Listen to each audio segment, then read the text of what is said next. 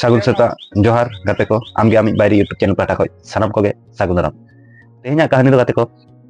no do pathua kola gidra ko kahani kana tehnya huding huding kahani kintu jibon re adi marang secet em dala bona jahan kola gidra ko katik katik olok jion re akwa mane sujok subida mane opportunity jahan ko liya opportunity jahan kami ko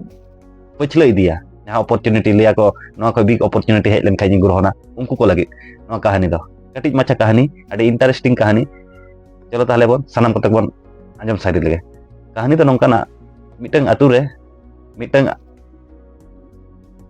chasai tahe kana chasai to miteng khub chehra miteng kudi hopona tahe kana ebar pase atu rinit ge miteng kola gidra uni bapla lagit postab eme hej lena ebar uni chasa the uni postab em chalao kana je lei ami kuri gidra nongkain kusi kade ami kuri gidra baplaya ebar uni chasai lei am do chet em chike lei indo nongkain parha kan gea chakri fakri dia ব্যবস্থা চেষ্টাই en jate chakri fakri ko nyama adale thik gea ami kuri gidra ami emama tobe miteng kami koraw huyuk tama adale chet kami do nono kana khub simply kami do huyuk kana baut re chalak me ᱤᱧ ᱨᱮᱱ ᱯᱮᱭᱟ ᱥᱟᱬ ᱢᱮᱱᱟᱜ ᱠᱚᱣᱟ ᱩᱱᱠᱩ ᱥᱟᱬ ᱟᱢ ᱪᱩᱯᱤ ᱨᱮ ᱥᱟᱵ ᱦᱩᱭᱩᱜ ᱛᱟᱢᱟ ᱡᱩᱫᱤ ᱟᱢ ᱱᱚᱣᱟᱢ ᱫᱟᱲᱮᱭᱟᱜᱼᱟ ᱛᱟᱦᱞᱮ ᱤᱧ ᱠᱩᱲᱤ ᱜᱤᱫᱽᱨᱟᱹ ᱤᱧᱤᱧ ᱮᱢᱟᱢᱟ ᱟᱢᱮᱢ ᱵᱟᱯᱞᱟ ᱫᱟᱲᱮᱭᱟᱜᱼᱟ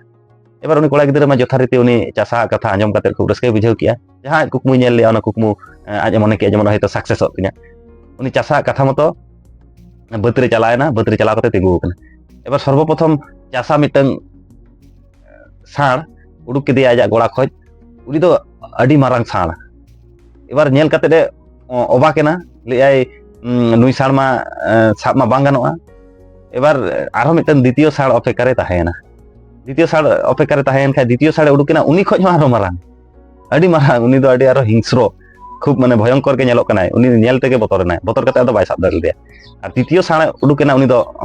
hopon nyogi nyelte adi raskay bujhau ki ale nui sana chupi din sab dareya ona asate uni do hijuk kana nyele kana je santa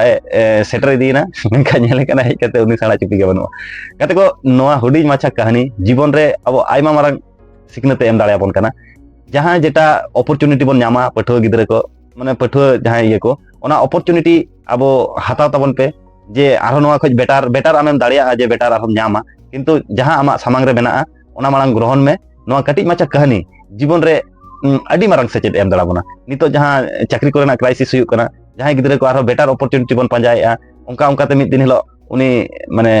chupi hin san leka ge abo obostha hui dareya main khan sanam koge sagun johar nongkana video